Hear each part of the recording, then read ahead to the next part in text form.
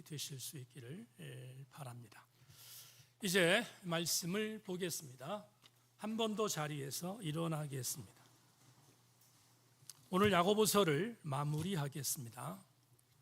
야고보서 5장 19절로 20절 말씀 봉독하겠습니다. 말씀 봉독 끝나면 아멘으로 화답하고 자리에 앉으시기를 바랍니다. 제가 읽습니다. 내 형제들아, 너희 중에 미혹되어 진리를 떠난 자를 누가 돌아서게 하면 너희가 알 것은 죄인을 미혹된 길에서 돌아서게 하는 자가 그의 영혼을 사망에서 구원할 것이며 허다한 죄를 덮을 것임이라. 아멘, 아멘.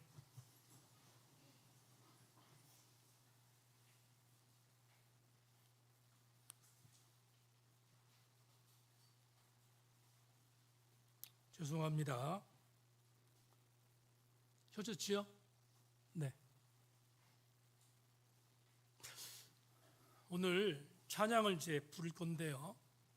찬양을 교우들과 함께 부르려고 마음 먹고 나왔는데 어렵대요. 어려워서 제가 특송하겠습니다. 그렇게 하시고 1부 때는 임수 집사님 같이 불러서 괜찮았는데 권미숙 권사님 같이 안 불러요.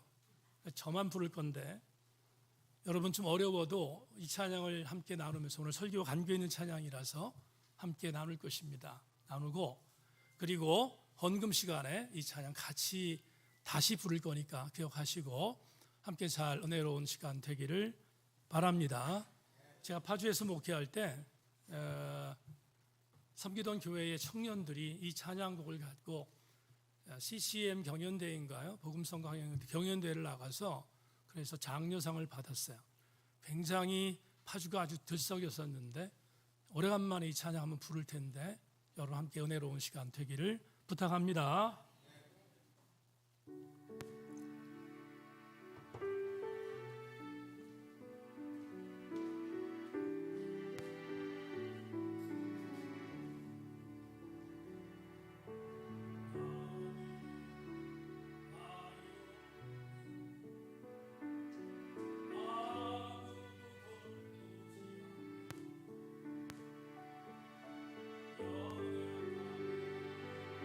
초라하게 그저 먼지 속에 있네.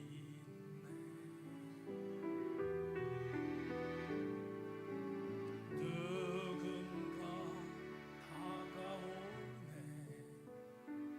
사랑의 마음을 갖고 나를 들어 연주하네. 그의 뜻에 맞도록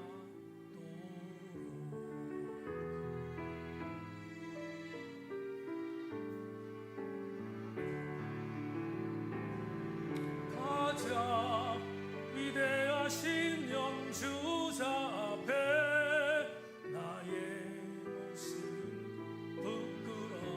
부끄럽지만 그가 나를 조율할 때 점점 변해가는 내 모습 보네.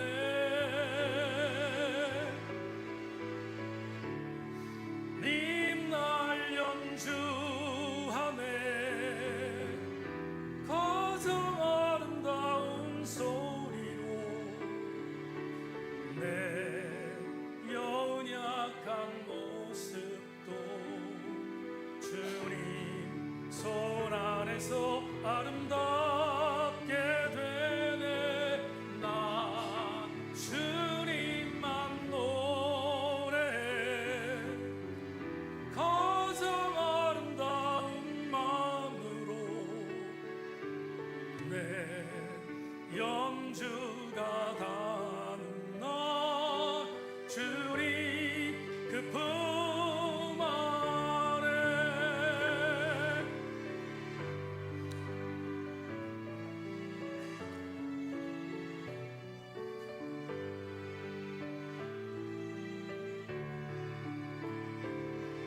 가장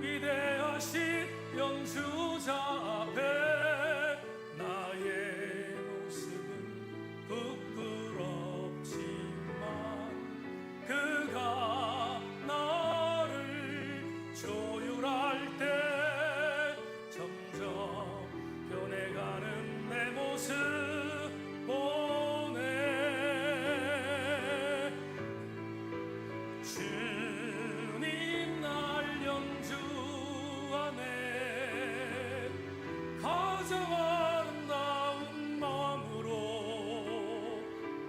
내 연약한 모습도 주님 손 안에서 아름답게 되네. 나 주님만 노래해. 가장 아름다운 마음으로 내 영주가 다하는 나 주님 그 품 안에. 아멘.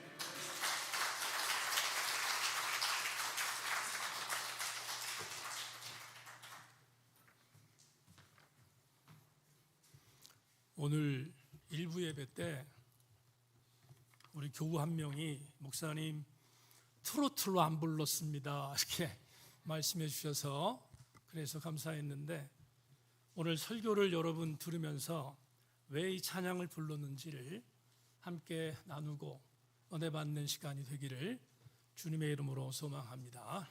잠깐 기도하겠습니다.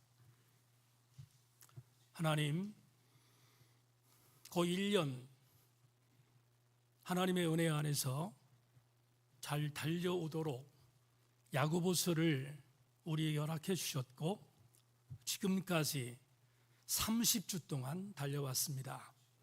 마무리하는 오늘 이 시간 더 큰 은혜가 임하도록 은혜 내리워 주옵소서. 성령이 우리를 가르치시고 진리로 인도하실 줄로 믿고 예수 그리스도의 이름으로 기도 올리옵나이다. 아멘. 한 번 더 인사하겠습니다. 말씀의 기대를 보십시다. 인사하겠습니다.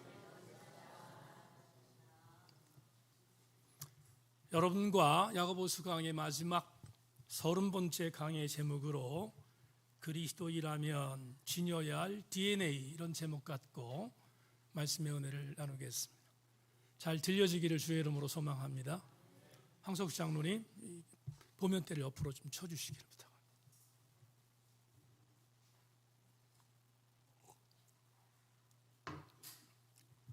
네, 문장 하나 소개하면서 오늘 설교를 시작하겠습니다.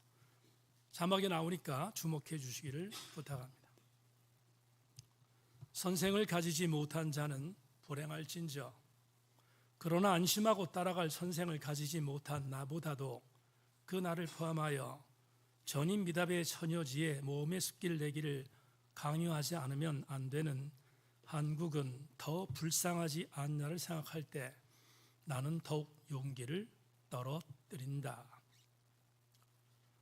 지금 읽어드린 이 문장은 C.R. 함석헌 선생님이 쓰신 뜻스러운 한국 역사에 담겨져 있는, 제게는 대단히 중요한 문장으로 오롯이 남아있는 촌철살인입니다.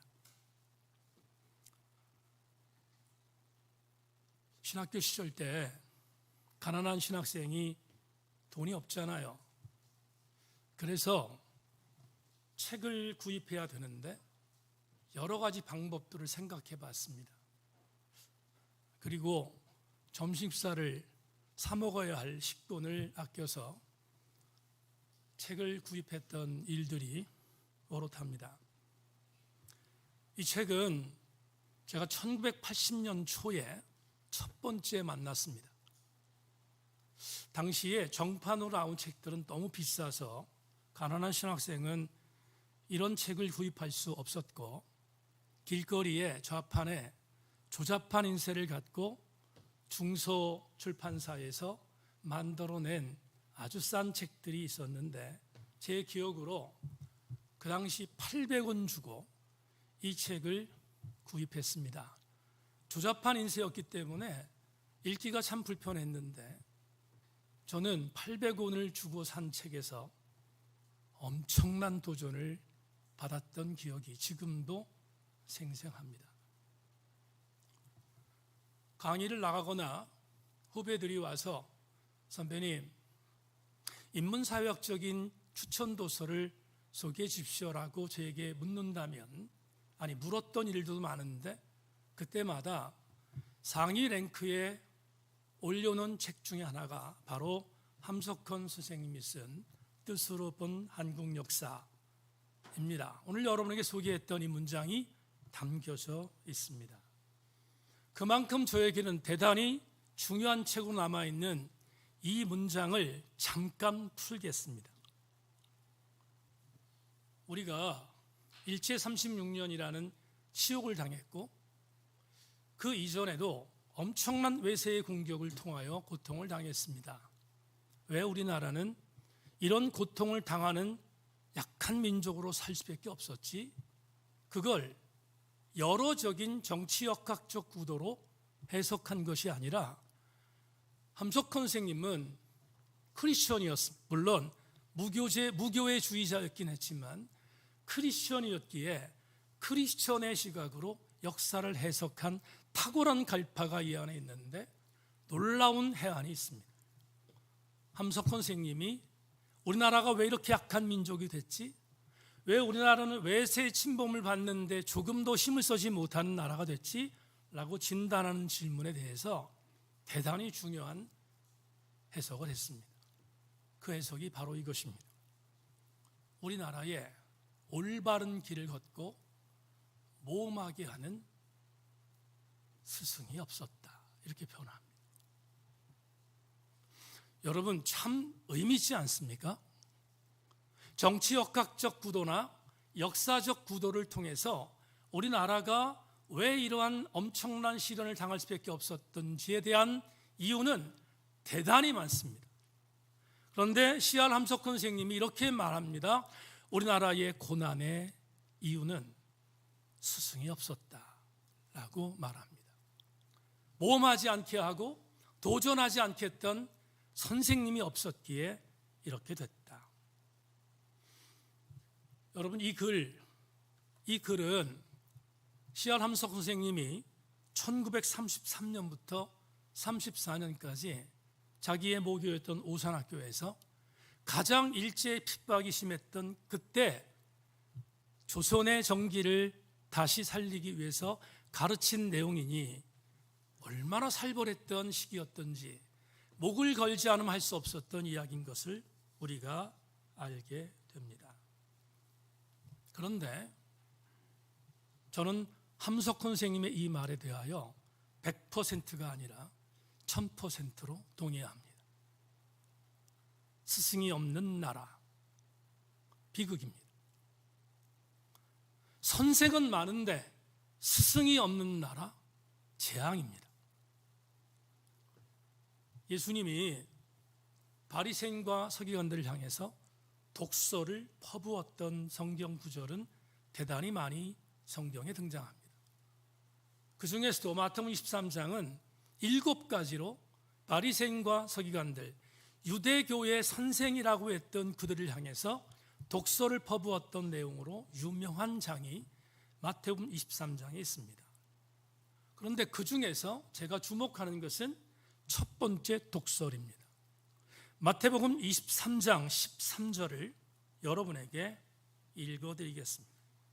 화 있을진저 외식하는 서기관들과 바리새인들이여, 너희는 천국문을 사람들 앞에서 닫고 너희도 들어가지 않고 들어가려고 하는 자도 들어가지 못하게 하는도다. 여러분 이 구절은 단순한 독설이 아닙니다. 유대교라고 하는 팔레스타인을 장악하고 있던 종교의 지도자들, 선생이 없었다는 주님의 경고입니다. 주님의 경고 속에 유대인들에게 있어서 선생님이 없었고 스승이 없었기에 유대교가 부패하는 것은 너무 당연한 일입니다. 그러면 오늘 야고보서를 강의하는 마지막 30번째 강의에서 왜 제가 스승의 이야기를 끄집어냈는지 지금부터 마지막 여행을 통하여 함께 살펴보겠습니다. 본문으로 진입하겠습니다. 다시 오늘 19절과 20절을 한 목소리로 합독하겠습니다. 다 같이 읽겠습니다. 시작. 내 형제들아, 너희 중에 미혹되어 진리를 떠난 자를 누가 돌아서게 하면 너희가 알 것은 죄인을 미혹된 길에서 돌아서게 하는 자가 그의 영혼을 사망에서 구원할 것이며 허다한 죄를 덮을 것임이라. 다 같이 아멘. 두 개의 성경을 소개합니다. 먼저 표준 세번역 번역 성경으로 오늘 본문을 다시 읽겠습니다. 나의 형제 자매 여러분, 여러분 가운데서 진리를 떠나 그릇된 길을 가는 사람이 있을 때에 누구든지 그를 돌아서게 하는 사람 그 형제들, 이 사실을 알아두십시오. 죄인을 그릇된 길에서 돌아서게 하는 사람은 그 죄인의 영혼을 죽음에서 구할 것이고 또 많은 죄를 덮어줄 것입니다. 이해 보기 조금 여러분 밝아졌습니다. 하지만 항상 드리는 것처럼 더 밝게 본문을 이해하기 위하여 유진 피터슨의 메시지로 마지막 본문을 다시 읽겠습니다. 사랑하는 친구 여러분, 하나님의 진리에서 떠난 사람들을 알고 있거든 그들을 포기하지 마십시오. 그들을 찾아가십시오. 그들을 돌아서게 하십시오. 이는 귀한 생명들을 파멸해서 건져내는 일이며 하나님을 등지는 일이 전염병처럼 퍼지는 것을 막는 일입니다. 조금 부연하겠습니다. 어제 청년학생 선생님들과 함께 본문을 갖고 셀 사역을 미리 준비했습니다. 사역을 하는데 이영미 권사님하고 이선민 집사님하고 함께 사역을 감당하는데 제가 이렇게 물었습니다. 야고보서를 30주 동안 달려왔는데 30주 동안 야고보서를 경험한 느낌이 어떻습니까? 를 물었습니다. 그러자 이영민 권사님이 이렇게 말했습니다. 목사님, 첫 번째 강해 때 야고보서를 많은 학자들이 지푸라기 서신이라고 말했습니다. 지푸라기 서신이라는 것은 로마서에 기록되어 있는 오직 의인은 믿음으로 말미암아 산다는 복음과 배치되는 것처럼 여겨서 많은 복음주의 학자들이 야고보서를 거들떠도 보지 않았습니다. 그런 의미라고 목사님 설교하셨는데 30주를 지나다 보니 대단히 중요한 교훈을 받았습니다. 왜 야고보서가 중요한지 알게 되었습니다. 야고보서의 가장 중요한 것은 야고보라는 저자가 말했던 예수님의 마음이었습니다. 야고보서라는 이 책이 얼마나 중요한 책인지를 강해를 통해서 알게 되었는데 강해의 위력을 다시 한번 발견했습니다. 남의 얘기라도 아멘하기를 바랍니다. 여러분, 야고보서의 30주 동안의 사역을 우리가 훑어봤습니다. 기억나십니까? 잊어버려도 어쩔 수 없지만 3장에서 우리는 무엇을 봤지요? 3장에 야고보서라는 편지를 받는 공동체에 있는 형제들 중에서 말 같고 장난질하는 사람들이 있었습니다. 혀를 잘못 놀려서 교회 공동체를 어지럽히는 사람들이 있었습니다. 야고보 저자는 말합니다. 혀를 갖고 교회를 어지럽히는 자 심판이 있을 거다라고 경고한 것이 3장이었습니다. 4장은 공동체였음에도 불구하고 서로 중상모략하고 비방하고 그래서 서로 헐뜯는 그런 형제들이 있다는 사실을 알았던 야고보는 역시 교회 공동체에서 서로를 비방하는 자들을 절대로 하나님이 간과하지 않을 것이다 라고 경고한 말씀도 4장에서 나누었습니다. 5장은 얼마 되지 않았지요? 5장 뭐라고 말했습니까? 5장에 졸부들이 생겼습니다. 같이 분명히 야고보서 편지를 받고 있는 교회 공동체의 그리스도인이었지만 갑자기 떼돈을 벌고 돈 때문에 예수 그리스도의 은혜를 떠난 사람들이 교회 공동체 안에 있었던 형제들에게 부안해동시켰습니다. 우리처럼 돈 많이 벌 수 있는 길이 있으니까 그러니까 그리스도의 복음을 버려라 라고 배도하는 것을 요청했습니다. 교회를 헤집어 놨습니다. 그들에 대하여 야고보서 저자는 이렇게 말합니다. 마지막 날 하나님께서 반드시 그들을 심판할 것이다 라고 경고했음을 우리는 5장에서 이미 살폈습니다. 그런데 말이에요, 오늘 본문은 반전입니다. 왜 반전일까? 이렇게 무서운 어조로 교회 공동체를 어지럽히는 수많은 백성들을 향해서 경고성 멘트를 던졌던 야고보서 저자가 오늘은 대단히 부드러운 어조로 엔딩 멘트를 남깁니다. 조금 전에 유진 피터슨 메시지를 통하여서 19절과 20절을 살폈는데 주된 골자가 보이지 않습니까? 이렇게 말한 거예요. 너에게 말로 공격해 상처를 입힌 자, 너에게 중상 모욕해서 교회를 해집힌 자, 그리고 돈 가지고 장난질하여 교회 공동체를 어지럽힌 자, 나는 너희들에게 말했다. 하나님이 그들을 심판할 것이다. 그런데 오늘 엔딩 멘트에서 이렇게 말합니다. 다시 그들을 포기하지 마십시오. 그들을 찾아가십시오. 그들을 돌아서게 하십시오. 여러분, 대단한 반전 아닙니까? 분명히 경고했는데 이렇게 말했습니다. 오늘 야고보서를 마무리하는 19절과 20절에서 갑자기 바뀌었습니다. 야고보 저자가 변질했는가? 아니요, 그렇지 않습니다. 변질하지 않았습니다. 그러면 왜 야고보 저자는 마지막 엔딩 멘트에서 이렇게 말을 바꾸었을까? 이유가 있습니다. 자막 보겠습니다.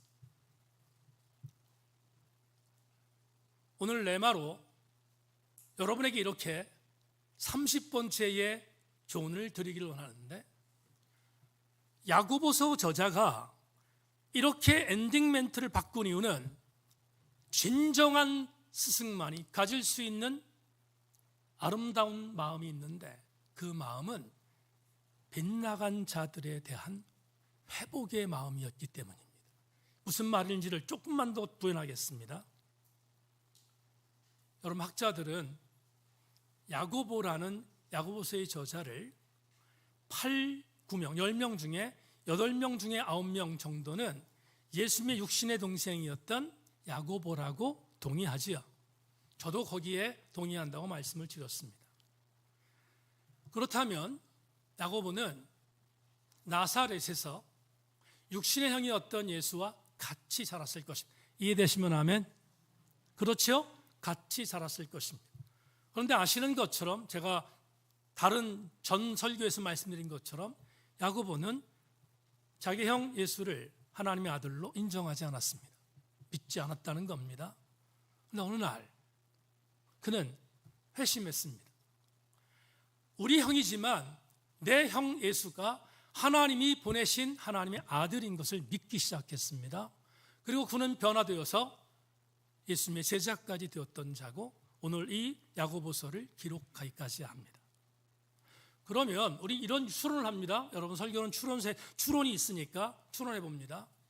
야고보가 변화된 뒤에, 야고보가 형이었던 예수 그리스도를 하나님의 아들로 믿고 난 이후부터 형에 대한 하나님 나라의 비밀을 받을 때 그는 스펀지처럼 형의 말을 받아들였을 것이 분명합니다.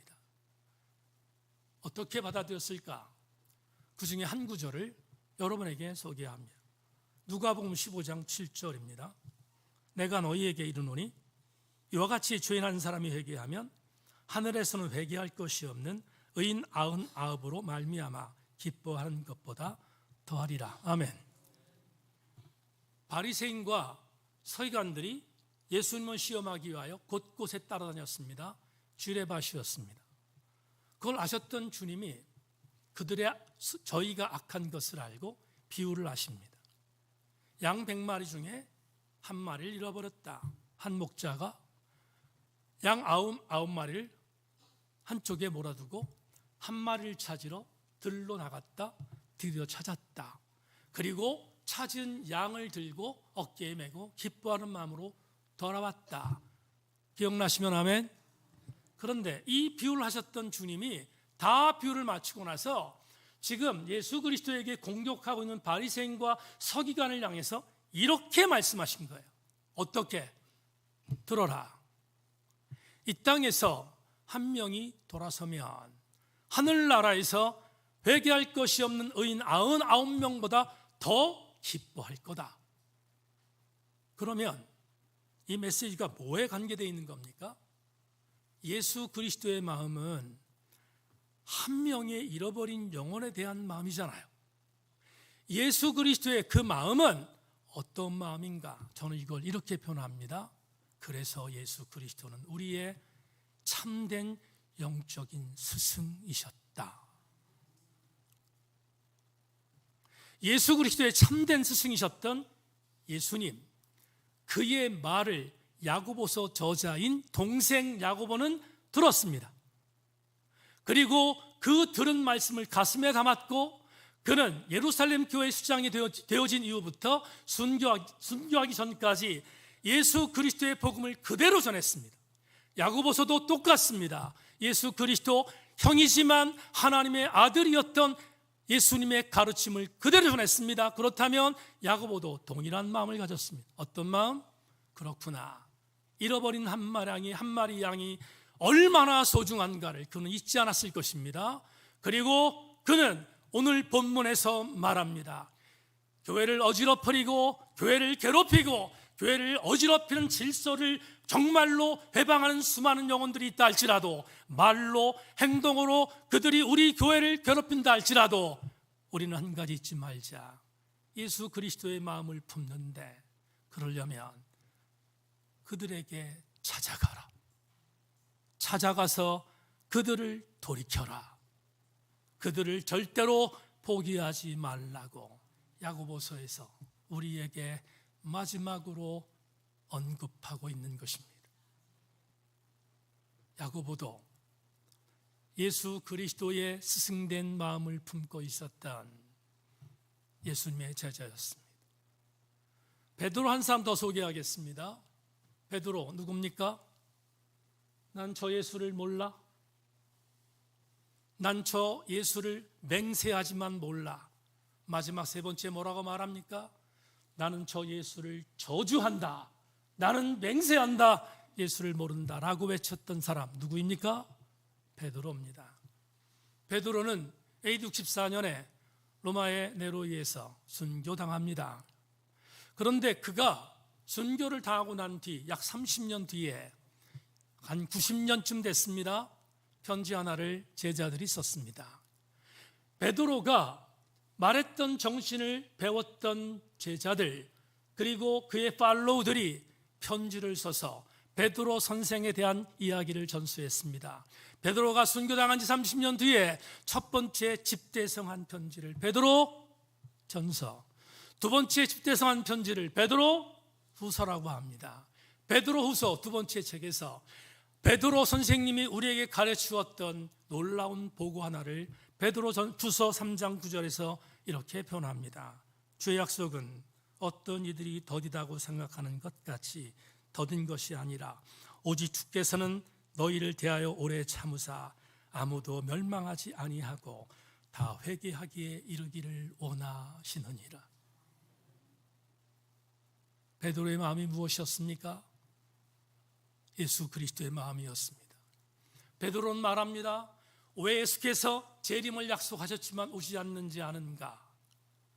왜 우리에게 속히 오리라고 말씀하셨던 예수께서 다시 오시지 않는가? 질문합니다. 그런데 말합니다. 이유는 한 가지다. 예수께서 지금 재림을 유예하고 있는 이유는 이 땅에 죽어가는 수많은 영혼 중에 한 명이라도 더 구원받도록 만들기 위하여 집행유예하고 있는 것이다 라고 말합니다. 베드로 역시 예수 그리스도의 마음을 품었습니다. 그러면 우리는 오늘 설교 제목으로 접근할 수 있습니다. 예수님의 마음을 품었던 야고보, 예수 그리스도의 마음을 품었던 베드로, 두 사람은 예수님의 제자였기에 당연하지만 예수 그리스도께서 사셨던 삶의 내용을 갖고 있었던 예수를 따르는 영적 DNA의 소유자였음을 우리는 알게 됩니다. 오늘 설교 제목을 그래서 이렇게 썼습니다. 그리스도인이라면 지녀야 할 DNA. 요즘 피터슨의 메시지 번역 다시 읽겠습니다. 사랑하는 친구 여러분, 하나님의 진리에서 떠난 사람들을 알고 있거든 그들을 포기하지 마십시오. 그들을 찾아가십시오. 그들을 돌아서게 하십시오. 이는 귀한 생명들을 파멸해서 건져내는 일이며 하나님을 등지는 일이 전염병처럼 퍼지는 것을 막는 일입니다. 이게 바로 그리스도인들이 가져야 할 영적 DNA인 줄로 믿습니다. 금요일 날 중보기도회 20일 사역 중에 금요일 새벽 기도회 때 교우들과 나누었던 말씀 기억나십니까? 새벽 예배에 많은 분들이 나오셔서 함께 은혜를 나눴는데 그날 텍스트는 로마서 5장 1절로 11절이었습니다. 로마서 5장 1절로 11절 말씀은 대단히 감동적인 말씀인데 그 중에 세 구절을 함께 나누면서 교우들과 은혜를 나누었습니다. 6절, 우리가 아직 연약했을 때 기약대로 그리스도께서 경건하지 않은 자를 위하여 죽으셨도다. 8절, 우리가 아직 죄인 되었을 때 그리스도께서 우리를 위하여 죽으심으로 하나님께서 우리에 대한 자기의 사랑을 확정하셨느니라. 10절, 곧 우리가 원수 되었을 때 그의 아들의 죽으심으로 말미암아 하나님과 화목하게 되었은즉 화목하게 된 자로서는 더욱 그의 살아나심으로 말미암아 구원을 받을 것임이니라. 바울이 말했던 메시지의 핵심이 뭡니까? 하나님께서 아들 예수를 우리에게 보내셨습니다. 언제 보냈는가? 세 가지로 말합니다. 우리가 아직 연약했을 때, 우리가 아직 죄인 되었을 때, 우리가 아직 하나님과 원수 되었을 때. 우리는 완벽하지 않습니다. 우리는 허점투성이었고 우리는 정말로 불투명한 것 천지였습니다. 그런데 이상하지 않습니까? 왜 하나님께서 불완전한 우리들임에도 불구하고 그렇게 사랑했던 아들 예수를 우리에게 보내셨는가? 그 이유가 뭔가? 그리고 보내기만 했습니까? 그를 죽이셨습니다. 왜 죽이셨습니까? 간단합니다. 하나님 아버지는 우리를 바라보시며 아버지 하나님의 마음, 곧 스승의 마음을 갖고 계셨기 때문입니다. 스승의 마음을 갖고 계셨던 하나님은 그의 아들을 우리에게 보내주셨고 그를 죽게 하심으로 우리를 구원하신 것입니다. 사랑하는 교우 여러분, 하나님은 아들을 보내셨고 아들은 우리를 죽으셨고 아들은 제자들을 삼으셔서 그들에게 당신의 삶을 본받으라고 영적인 DNA를 공급해 주셨습니다. 그렇다면 마땅히 오늘 그리스도로 사는 우리 모두도 주님의 DNA를 갖고 살아가는 것은 재론의 여지가 없지 않겠습니까? 미국인들이 가장 존경하는 파커 파머가 가르칠 수 있는 용기라는 책에서 기가 막힌 말을 남겼습니다. 파커 파머는 이렇게 말합니다. 교사가 가르침을 사랑하면 사랑할수록 그것은 가슴 아픈 작업이 된다. 가르침의 용기는 마음이 수용한 것보다 더 수용하도록 요구당하는 그 순간에도 마음을 털어놓는 용기이기 때문이다. 파커 파머의 이 문장 중에 제 가슴을 때린 것은 이것입니다. 교사가 가르침을 사랑하면 사랑할수록 그것은 가슴 아픈 작업이 된다. 담임 목사 셀에 이미애 집사가 있습니다. 학교 현직 교사입니다. 어느 날 셀 사역 중에 제게 이런 얘기를 했습니다. 목사님, 이제 저는 학교에 가면 위에보다 밑에 사람이 더 많습니다. 이미애 집사가 그렇게 나이가 됐나요 벌써? 그렇게 말했습니다. 그런 뒤에 이 집사님이 저한테 이런 고백을 합니다. 근데 목사님, 밑에 사람이 더 많은데 아이들을 가르치는 선생님으로 지금이 초년 교사 때보다 훨씬 더 부족함을 느낍니다. 왜 그럴까요? 정말 부족해서일까? 그렇지 않을 겁니다. 그만큼 교사로서 진정성 있는 성숙이 이미의 집사를 휘감았기 때문이 아니겠습니까? 교사는 제자들에게 진정성 있는 가르침을 가르칠 때 더 아픕니다. 왜냐하면 그 가르침이 더 진솔하기 때문입니다. 오늘 설교와 읽겠습니다. 여러분, 야고보는 질타했고 공격했던 교회 질서를 어지럽히는 수많은 자들을 향해서 비수를 던졌지만 그의 진정한 스승으로서의 진위는 하나님이 그들을 심판하는 것이 아니라 그들도 회개하고 돌아와 하나님 백성이 되는 것이 야고보의 진정한 목적이었기 때문입니다. 오늘 야고보서를 마감하면서 다시 한번 우리 마음속에 각인하십시다. 사랑하는 제천세인 성결교회 교우 여러분, 야고보서를 마감한 뒤 우리 모든 성도들, 여기에 모여있는 우리 모든 성도들, 예수 그리스도께서 가지셨고 그걸 동생 야고보에게 전수했던 예수 그리스도의 마음이라는 DNA를 갖는 우리 모두가 되기를 주의 이름으로 소망합니다. 말씀을 맺겠습니다. 어제 제3차 독서여행을 은혜롭게 잘 마쳤습니다. 정말 은혜로운 시간을 가졌습니다.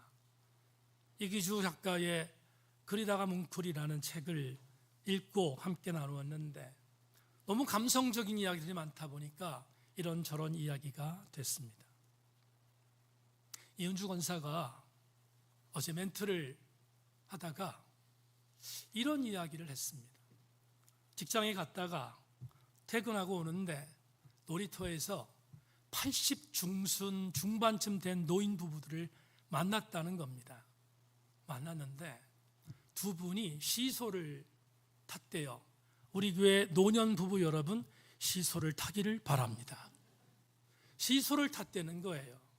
그런데 남편 되는 할아버지와 아내 되는 할머니가 시소를 타면서 어린아이같이 막 좋아하는 그런 얼굴을 이은주 권사가 본 겁니다. 근데 거기 머물러 섰대요. 너무 좋아서.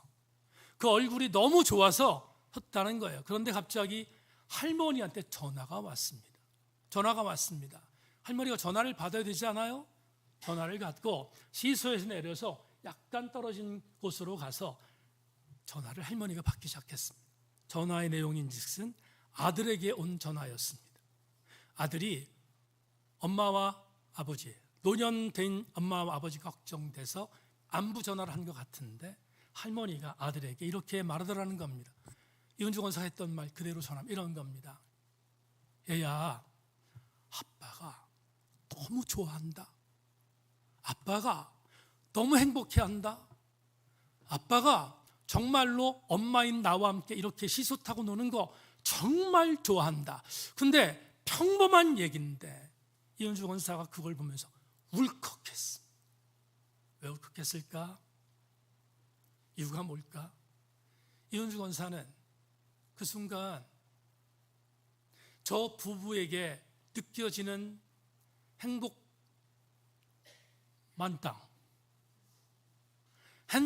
만땅이라는 생각이 들었는데 나도 저렇게 늙어야 되는 것은 아닐까 생각했다는 겁니다. 여러분, 왜 말씀을 드리는지 아십니까? 예배 나오신 여러분, 우리가 주변을 살피면 악한 것들이 많습니다. 그러나 그리스도인의 DNA는 그 악한 것을 승화시켜 예수 그리스도의 복음의 눈으로 보는 것이 그리스도인의 시각입니다. 잊지 마십시오. 오늘 우리 모든 교우들마다 예수 그리스도의 DNA를 닮아 그렇게 우리의 삶을 이어나가는 야고보서 이유가 되기를 주님의 이름으로 소망하며 그러한 그리스도인으로 서기를 주님의 이름으로 축원합니다. 약속했는데요. 무슨 약속이냐면 오늘 제가 나는 바이올린이라는 이 찬양을 혼자 불렀습니다. 외로웠습니다. 그런데 제가 혼자 부른 이유는 익숙하지 않은 찬양을 제가 먼저 여러분들에게 불러야 오늘 헌금 찬양으로 부를 수 있을 것 같아서 먼저 불렀습니다. 사랑하는 교우 여러분, 야고보서 30주 사역을 마치고 나서 우리 모든 성도들은 하나님이 철저하게 조율하고 하나님이 철저히 연주하는 그리스도의 성품을 가진 DNA로 연주되기를 주님의 이름으로 권면합니다. 나는 바이올린 찬양하겠습니다.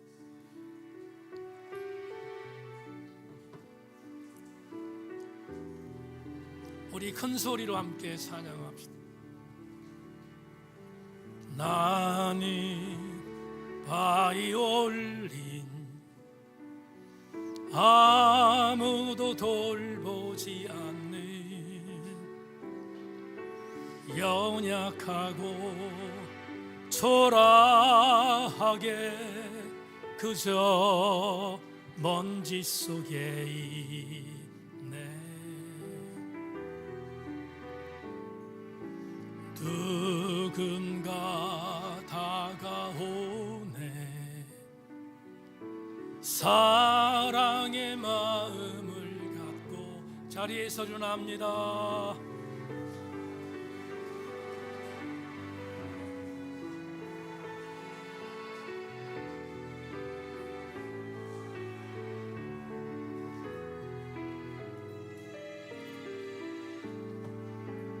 가장 위대하신 연주자 앞에 나의 모습은 부끄럽지만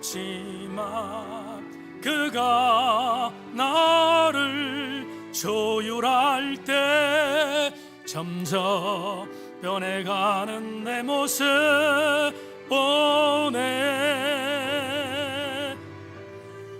주님 날 연주하네. 가장 아름다운 소리로 내 연약한 모습도 주님 손 안에서 아름답게 되네. 나 주님만 노래해.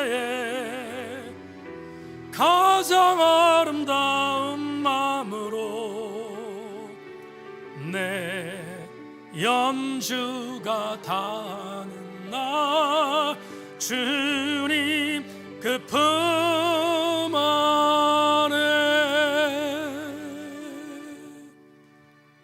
아버지 하나님, 9월의 두 번째 주일 2부 예배를 주님 앞에 드리며 야고보서 30번째 강해로 은혜를 나누었습니다.